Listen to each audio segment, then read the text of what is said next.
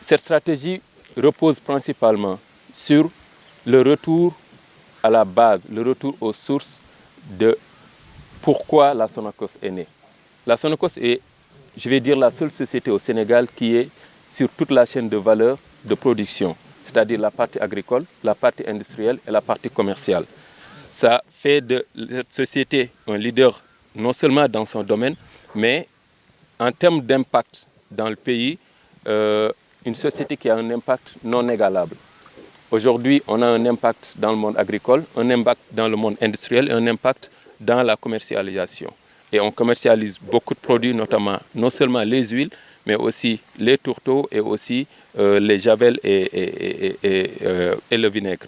Aujourd'hui, la présence de la Sonacos dans différentes régions aussi lui confère un rôle d'employeur, où on emploie non seulement des collaborateurs qui ont des contrats à durée indéterminée. Nous avons présentement 0 contrat à durée déterminée, mais en période de campagne, nous pouvons aller jusqu'à 5 000, 6 000 emplois saisonniers, ce qui peut faire atteindre le niveau de recrutement de la Sonacos jusqu'à 7 000 emplois. Il y a peu de sociétés dans ce pays qui peuvent en faire autant.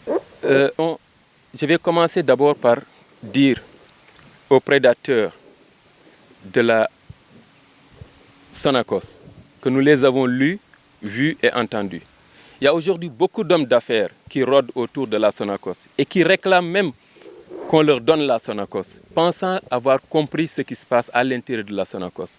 Je suis désolé, ils n'y comprennent absolument rien. Il nous a clairement montré qu'aujourd'hui, à l'état où les machines sont, elles sont capables de triturer jusqu'à 250 voire 300 000 tonnes de graines coques.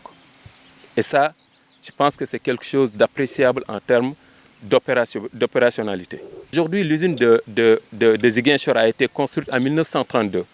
Il y a eu des changements, il y a eu des travaux, il y a eu des réfections. De visu, à partir de Dor, on peut dire que c'est une usine vieille. Effectivement, elle est vieille.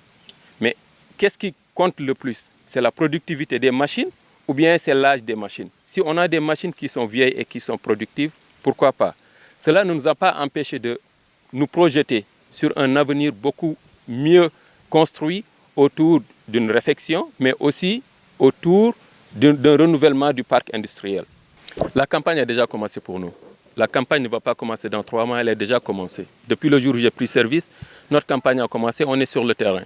Je pense que les problèmes majeurs de la campagne commerciale agricole, nous les avons identifiés.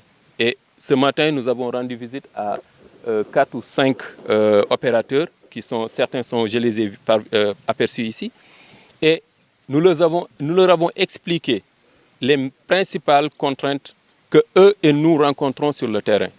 Vous en avez cité un, c'est-à-dire la présence des Chinois principalement. C'est une présence qu'on a pu constater. Mais ce que nous disons à tout le monde, c'est que nous n'avons pas peur de la concurrence. Et nous sommes prêts à aller au-delà de ce que nos concurrents sont capables de faire. Cependant, il est inadmissible et inacceptable qu'un pays finance et subventionne une production et que cette production se retrouve exportée sans valeur ajoutée ni création d'emplois. Ces Chinois ne créent aucun emploi dans ce pays. Ils n'ajoutent aucune valeur à notre production. Sinon, ils transfèrent les subventions de l'État que nous avons déjà mis dans ce secteur. Aujourd'hui, vous avez vu, l'État du Sénégal a relevé le niveau de subvention de 100 à 120 milliards, ce qui n'a jamais été fait auparavant. Mais où va cette valeur? L'État ne devrait pas accepter ça. Heureusement, je ne dirais pas que la Sonacos de Ziguinchor n'a pas produit depuis 2 ans. Je dirais que la Sonacos Ziguinchor va démarrer très bientôt la production. Vous voyez ce qu'il y a dans ces sécos? C'est de l'arachide qu'on avait pris l'année dernière. Il y avait eu un tâtonnement dans la stratégie à un moment, un flottement, mais maintenant tout est réglé. Si vous allez à l'intérieur, vous allez voir que les collaborateurs sont en plein milieu de réfection et d'entretien des machines. Dans les prochaines semaines, nous aurons fini donc, ces travaux de fin de campagne et nous allons commencer non seulement le recrutement, mais le démarrage des travaux. Donc je pense que ça, c'est quelque chose qui est derrière nous.